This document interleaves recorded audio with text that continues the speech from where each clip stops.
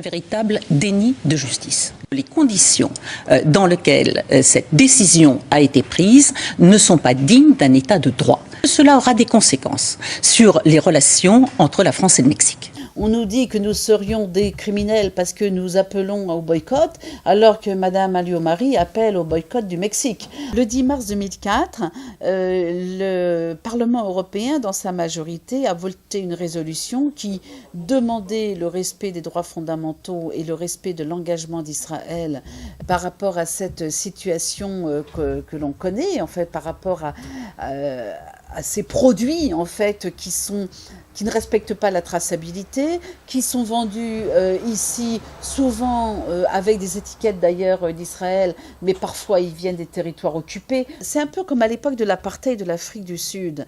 On ne regardait pas de savoir si telle entreprise ou tel footballeur ou tel artiste était pour ou contre l'apartheid. On boycottait en fait l'État parce que l'État représentait lui-même la politique coloniale qu'il a mis en place.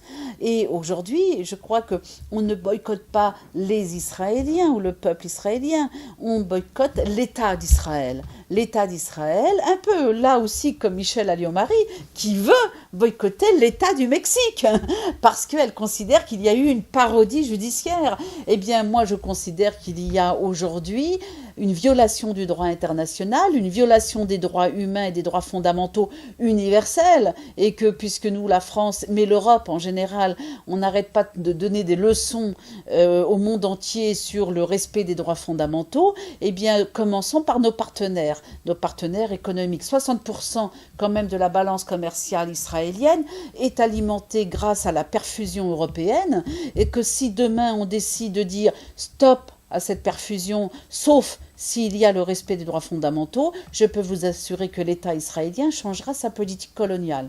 Or, aujourd'hui, malheureusement, nous sommes dans l'incapacité de le faire. Pourquoi ? Parce que les politiques ne le veulent pas. Alors, on trouvera tous les prétextes que l'on veut, mais parce qu'il n'y a pas de volonté politique.